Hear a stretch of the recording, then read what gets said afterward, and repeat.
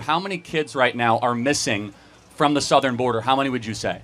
I'm pretty sure y'all say something like 350,000. Yeah, so 320,000 kids are missing, many of whom are being sex trafficked. Do you know why that is? Because Kamala Harris got rid of DNA testing on the southern border, where you no longer have to be swabbed DNA test. It takes 90 seconds to find out if a kid is related to the person that is bringing them across the border. So Kamala Harris has been responsible for the border, which is one of the greatest failings in modern American history. And so, yes, as a vice president, you are tasked with certain projects and certain things. Everything she has touched has been a miserable failure. If that is the case, why would she be a good president? So these two Kamala Harris supporters came up to the mic talking about the great things Kamala Harris has done as vice president. But Charlie Kirk flipped it on them. He asked what the actual duties of a vice president are, laid out the facts, and pressed if she had successfully completed those tasks. In the end, the supporters were left completely silent. Well, my name is Bernard, you know what I'm saying? My name is Zahra. 100%. Okay, so we are Kamala Harris supporters. Or Kamala Harris, rather. As of now. Maybe, we'll see. You guys are Trump supporters as of now. Yeah, exactly. Basically, we're gonna talk about we wanted to ask y'all about two main points, right? Which is essentially, we believe that Trump is anti-American, anti-patriotic fundamentally. Our primary opposition to Trump is that he is anti-American and anti-patriotic. He fundamentally undermines American values. Yes. Okay. So then. So tell us why. Why? Give us 3 examples how Donald Trump has undermined American values. Absolutely. So the first, I'll say the lightest example, is going to be rhetoric on Twitter. He said openly on Twitter that we should suspend the Constitution. I feel as though that's fairly anti-American. He's the next much larger point is going to be January 6th. I think the whole January 6th thing overall is a major problem for Trump as an American in general. And the last sort of thing is his general sort of demeanor. He treats Americans who disagree with him as people to not really support, as people not to really help out or anything like that. If you're against Trump, it's the highway or the other, I don't remember the phrase, but you know what I'm talking about, yeah. You're trying to say my way or the highway. All right. Yeah. And fair enough. I appreciate the respectful manner in which you asked that question. So here's the thing. If you care about defensive democracy, here's what democracy is about to me. Okay. Is do you get to do what we just did, where you get to express yourself and your opinion freely, as long as I do or Charlie do or what's your name? Zahra. Or Zahra does in return. That's American democracy. That's the whole ball game. If we lose that, we don't have a country. Okay. So here's what's happened under 4 years of Joe Biden. Okay, we have seen the censorship of Donald Trump at the instruction of government agencies. We've seen a lot of people in this country who have been held without going through due process for expressing themselves in the open. We've seen social media companies on the eve of the last election. There was the Hunter Biden laptop story. A lot of people said that if they had seen that story, they would have voted differently. If you wanted to send that on a direct message on Twitter or on Facebook, they suppressed you from doing it.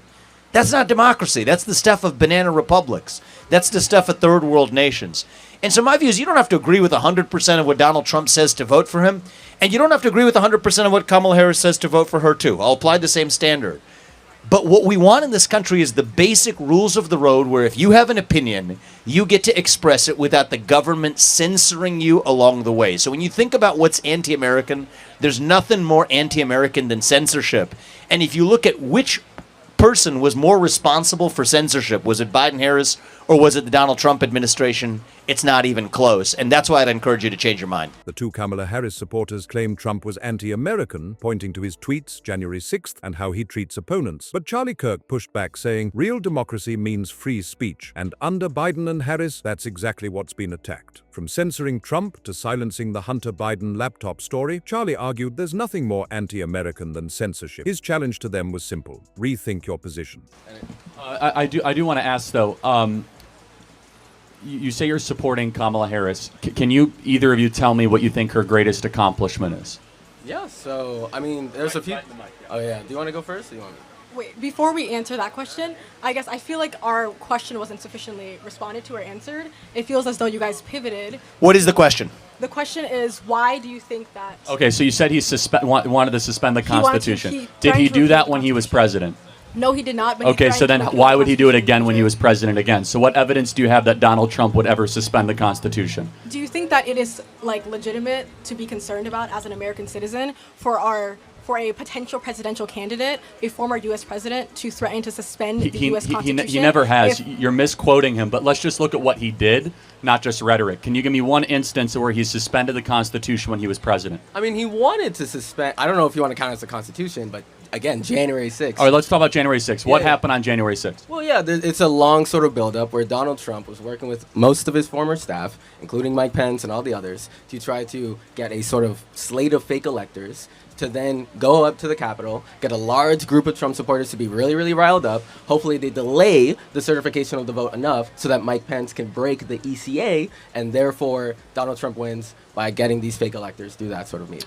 Yeah, or what happened, there was a big rally and he said to peacefully and patriotically march to the Capitol, which you believe in, right? To be able to have freedom of speech. I mean, yeah. And the only person to die on January 6th was a Trump supporter killed by one of Nancy Pelosi's bodyguards. So I just want to be clear. Because she was So- breaking into the Capitol. She was- Oh, so you should Ashley Babbitt should be killed? Wow. Okay, that's a new one. Well, she was. I just want to be clear. We're not Charlie, defending. Do you not believe in stand your ground? Do you not believe that someone was intruding on property of which they should not have been intruding? Well, hold on, but Ashley Babbitt was unarmed. Isn't the whole kind of shtick of the American left like don't shoot unarmed people? If I break into your house and I was unarmed, but I was breaking into your house. Was George Floyd, was that a rightful death? No, but he probably wasn't breaking into the cop's house. That's Well, probably he- not. he he was was- under he was submitted. He was submitted by. Well, so terrorists. was Ashley Abbott actually. No, I don't. Ashley Babbitt was retreating at the time that she was shot in the head. Anyway, What do that's you, besides what do you the think point. about the fake elector scheme, and what do you think So about they, Trump trying they to were pressure alternate Roethlisberger electors, which and again, other- alternate electors is a tradition that goes all the way back to the 1960 election with JFK versus Nixon, of which was not do you- considered a threat to democracy. Okay. But I'm interested though. You guys are super, focused on technical things that we could talk about forever. Let me just ask a question. I asked you, what is Kamala Harris's greatest accomplishment? Can you tell me what that would be? Okay, yeah, so just to go through it, just so it doesn't seem like we're dodging, there's a couple different things. She's by far the most active vice president in U.S. history, I'm pretty sure. She's had the most, be mad. Wait, what do you mean active? Like, She's had the most tie-breaking votes in the Senate in U.S. history. I'm pretty sure this is true. Either that or like super close. Yeah. We'll be okay, guys. We'll be okay. Let me just rephrase. What, just in your opinion, because I want to get this on the table. What is the single thing that she has done to improve the lives of Americans? I mean, we could talk about her time as the DA. We could talk about her time. as California's Attorney General. Yeah. I guess my question to you is, what are the constitutionally prescribed roles of a vice president that she failed to okay, yeah, I'm glad you asked. So actualize? she was in charge of two things. She was in charge of the Russian-Ukrainian war before it happened, and she was in charge of the border. She was And the withdrawal from Afghanistan. And the withdrawal from Afghanistan. Those three things. The border, we have 10 million illegal people that have come to this country under her watch. She gave a speech at the Munich Security Conference where Vladimir Putin invaded Ukraine and all but invited Vladimir Putin's invasion. And then she was in charge of the withdrawal of Afghanistan. Are those three successful things that we can look to as Kamala Harris being VP? Well, it's really funny because speaking on that 10 million immigrant point, I would be more mad at Kamala Harris if they didn't try to pass a border bill. If they didn't try to pass a I border would be bill. more Yeah, but mad we at the don't need person- new border laws as exhibited by Donald Trump, because under Donald Trump, we didn't have any new border laws and border crossings were at an all-time low. Instead, Joe Biden and Kamala When? Harris, when Donald Trump was president What from time in- 2017 to 2021, I think when there he was a president. specific period of time and it was an all-time low. Yeah, it was an all-time low on an average over the 4 years of Trump being president. But the first thing Joe Biden and Kamala Harris did is they rescinded 65 executive actions that Donald Trump put into place. For example, DNA testing. When asked to name Kamala Harris's greatest accomplishment, her supporters pointed to tie-breaking votes in the Senate. But Charlie Kirk reminded them of her real assignments: the border, Afghanistan, and Ukraine. On every front, he argued, she failed. And in the end, they had no answer. How many kids right now are missing from the southern border? How many would you say? I'm pretty sure y'all say something like 350,000. Yeah, or so something like that. 320,000 kids are missing, many of whom are being sex trafficked. Do you know why that is? Because Kamala Harris got rid of DNA testing on the southern border, where you no longer have to be swabbed DNA test. It takes 90 seconds to find out if a kid is related to the person that is bringing them across the border. So Kamala Harris has been responsible for the border, which is one of the greatest failings in modern American history. And so, yes, as a vice president, you are tasked with certain projects and certain things. Everything she has touched has been a miserable failure. If that is the case, why would she be a good president? Okay, so a couple different things on that whole immigration point. One, again, it's weird to frame the border thing as like only an additional thing for new laws. Like we know for a fact there's going to be additional border agents. We know for a fact there's going to be additional funding. Additional judges. Additional you're judges. reinforcing So remain in security, Mexico border was patrol. Trump's signature policy. It was, it Okay, was. so it means you remain in Mexico as your case is adjudicated. Yeah. Right now, Do you know if remain in Mexico is still the law of the land? It's not. It is not. Actually, so that's just you have no reason. I'm not going to hold you responsible for this. Okay. Actually, it turns out remain in Mexico is the law of the land. A federal judge has held accordingly. They're just not enforcing it. So Donald Trump and the Republican position, I share this, is if you're not going to enforce the laws as they exist, there's no point in actually passing new laws. The first step we need to do is enforce the laws as they exist right now. And back to the broader point about Kamala Harris versus Donald Trump. I'm just going to give you some hard facts. Okay. Under Donald Trump, prices stayed flat, wages went up. Under Kamala Harris and Joe Biden, prices have gone up, wages have remained flat. Under Donald Trump, in 2019, we hit the all-time low for illegal entries into this country. Under Kamala Harris and Joe Biden, the last 4 years, we've had the largest number of illegal entrants into this country over a 3-year time span in American history. Under Donald Trump, we were not in major conflicts in Russia, Ukraine, or the Middle East. Under Kamala Harris and Joe Biden, we are closer to World War III than we've ever been in our lifetime. So if we just measure closeness to World War III, border crisis, economy, what makes your life better and the lives of the people here better, I believe it's not even close. When you think about it, you could have the debates about democracy all you want. I think censorship is the greatest threat to democracy, and we've seen greater form of censorship in the last 3 years than we've seen any other time in my lifetime. But on the issues of what's going to make the lives of the people here better, I think it's not even close, and that's why I'd encourage you to ask yourself, who's going to make your life better in the next 4 years? I think Donald Trump's the answer to that question. Do you think that one thing that would have helped the massive rates of border crossings would have been the border bill, the bipartisan border legislation? The answer is no. The answer is no to that because, first of all, most of those border crossings occurred before that border bill was even proposed.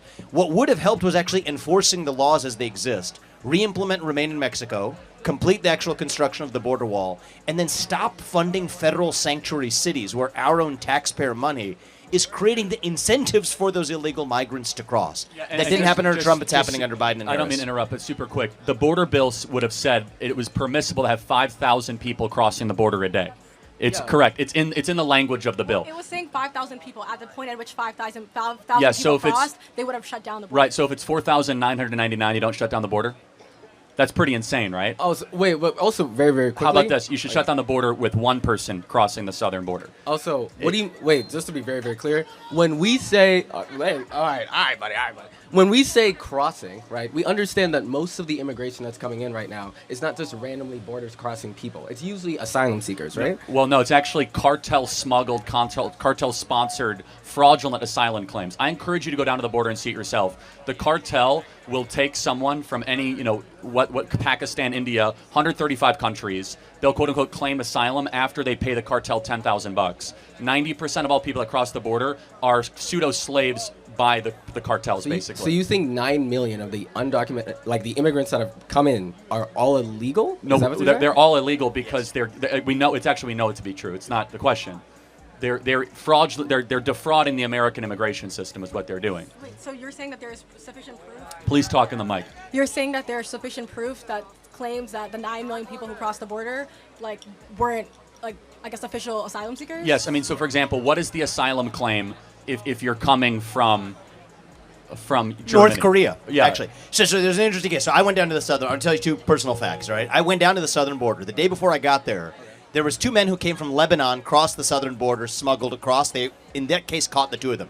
There was also a woman from North Korea in a bag that crossed the southern border. What's interesting about that is North Korea is a country from whom you can actually seek refugee status in the United States, yet she chose not to do it and cross illegally. Is that an illegal border crossing when you lie to a Border Patrol agent? When you do it, the answer is yes. And I think actually that number is way higher than 9 million over the course of the last 4 years. And the other thing I'll just sort of personally lay out for you, I don't have any financial interest in this, but I'm laying out because I did it this year because it is meaningful. There's a movie I actually helped make this year called City of Dreams. It tells the story of a young man who was smuggled across the border, true story, in L.A., in sweatshops. This is the kind of thing that the left used to be concerned about. A child who's separated from his parents, put into forced labor in the United States. That is a direct consequence of the cartel influence policies. And yes, I think there are probably upwards of at least somewhere between 10 and 30 million people in the United States of America right now illegally. And your first act of entering this country, if it breaks the law, that's unconstitutional, that's unlawful. And the number one thing that our immigration system rewards right now isn't how smart you are, isn't how hard you're going to work. It's whether you're willing to lie to the U.S. government. If you say under asylum laws, what it says is if I'm under threat of bodily harm right now for my race or my religion or factors like that, you have to have documented proof. So if you say I don't have that proof and I'm not really under threat for bodily harm, I don't want to lie, you don't get in. But if you're willing to lie, you check that box on the CBP One app or otherwise, you get in. So right now, our immigration system literally selects for the people who are most willing to lie to the U.S. government to get in. And that's why it's no surprise that the people whose first act of entering the country breaks the law often continue to break the law while they're already here. I don't think that's racist or xenophobic. I think it's a fact based on who we're actually selecting to come into the country. Do you think that allowing for thousands of more Border Patrol agents and more judges to properly assess and legitimize the validity of these asylum and otherwise claims would possibly reduce that number and help the It would reduce that number if the ones who are already there were allowed to do their jobs. But right now, the ones who are there are actually not allowed to do their jobs because remain in Mexico, though it's technically the law of the land. Homeland Security has been instructed not to enforce it. That's unlawful. And by the way, I would call that, back to our first discussion, I would call that a threat to our democracy. When we have democratically passed laws, but where the administrators of that law say we're not going to actually follow that law, that I actually consider to be the greatest threat to democracy of all. And just the last point is that the people in this audience, which is a very diverse audience, specifically black Americans, should be incensed that they're being replaced by foreigners. And something that has always been kind of a mantra of the Democrat Party is that we have and I can resonate with this partially, is that we have an obligation to American citizens, specifically black Americans. And black Americans are now being put aside so that a bunch of foreigners can come undercut wages and fill your cities. In fact, we see this in Chicago, New York. So I don't expect you guys to put on the MAGA hat right now, but I want to plant a seed for you guys that the black community, which you obviously both care a lot about, is actually not being prioritized. Instead, people from the third world are coming in and black America is getting put last, which seems to be a common theme over the last 60 years when Democrats are in control. Well, okay. I guess final point. Thank you guys so much. Thank you. I appreciate it. Thank you, guys. Like, subscribe, and comment the word Trump.